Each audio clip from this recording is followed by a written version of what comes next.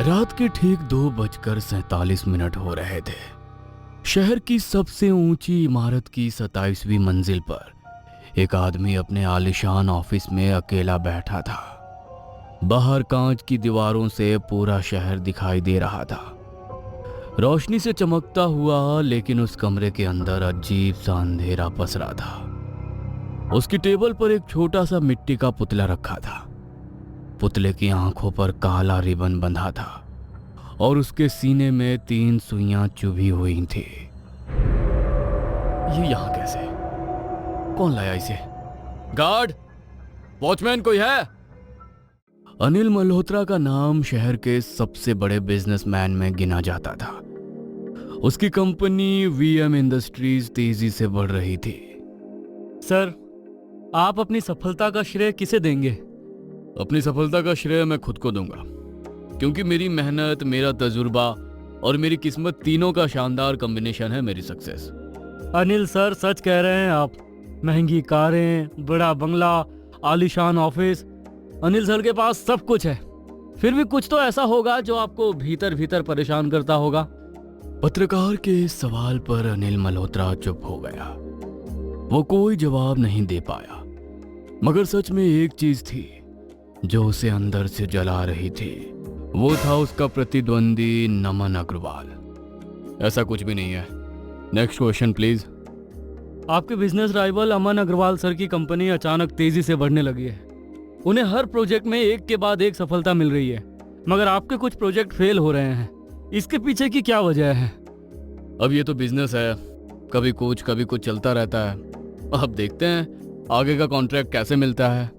कहते हुए अनिल ने प्रेस कॉन्फ्रेंस खत्म की और अपने ऑफिस आ गया। ऑफिस में उसके कॉलीग उसका इंतजार कर रहे थे, क्योंकि आज एक और कॉन्ट्रैक्ट नमन को मिला था, अनिल को नहीं। जैसे ही अनिल ऑफिस पहुंचा और ये खबर उसे मिली, उसने गुस्से में फाइल फेंक दी।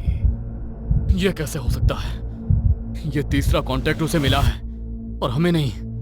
हमारी कंपनी में कोई तो है जो उसे हमारी कंपनी की कोटेशन बता रहा है। सर, इस बार तो कोटेशन पूरी तरह से डिस्क्लोज थे। आपके अलावा किसी को भी नहीं पता था। यदि किसी को नहीं पता था तो नमन तक कोटेशन पहुंचे कैसे? यह आदमी मेरी हर डील बर्बाद कर रहा है। कहते हुए अनिल की आंखें लाल हो गईं। धीरे धीरे अनिल के दिमाग में एक अजीब सोच बैठ गई। उसे लगने लगा नमन ने उस पर, उसके कारोबार पर नजर लगा दी है। अनिल पहले ऐसा आदमी नहीं था जो इन चीजों पर विश्वास करे, लेकिन लगातार असफलता ने उसके दिमाग को बदल दिया। एक दिन वो कार से कहीं जा रहा था। कार उसका पुराना ड्राइवर चला रहा था।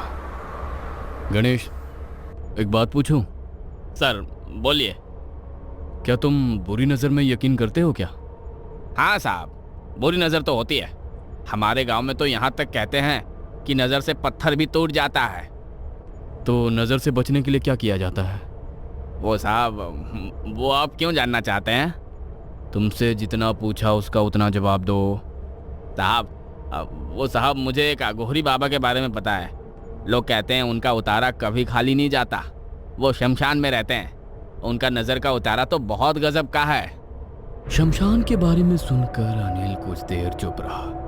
वो कुछ नहीं बोला तो ड्राइवर भी चुपचाप गाड़ी चलाने लगा। कुछ देर बाद अचानक से अनिल बोला, गणेश, कार रोको। क्या हुआ साहब? क्या तुम उनसे मुझे मिलवा सकते हो? हाँ, मगर आप उनसे क्यों मिलना चाहते हैं?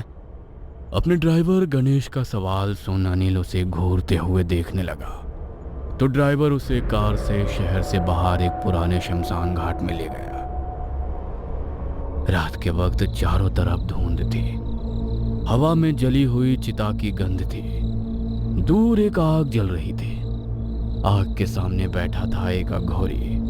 सिर पर जटाएं, पूरे शरीर पर राख और आंखें इतनी गहरी कि जैसे अंधेरा उनमें समा गया हो। अनिल धीरे से आगे बढ़ा।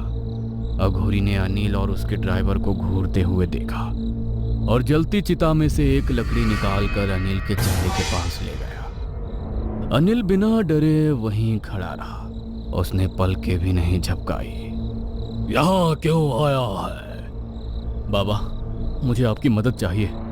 अघोरी ने बिना उसकी तरफ देखे वो लकड़ी वापस चिता में डाली और सिंदूर से एक आकृति बनाते हुए कहा, नहीं, मदद नहीं, बदला चाहिए तुझे, बदला। उस अघोरी बाबा की बातें सुनकर अनिल चौंक गया। अघोरी धीरे धीरे मुस्कुराया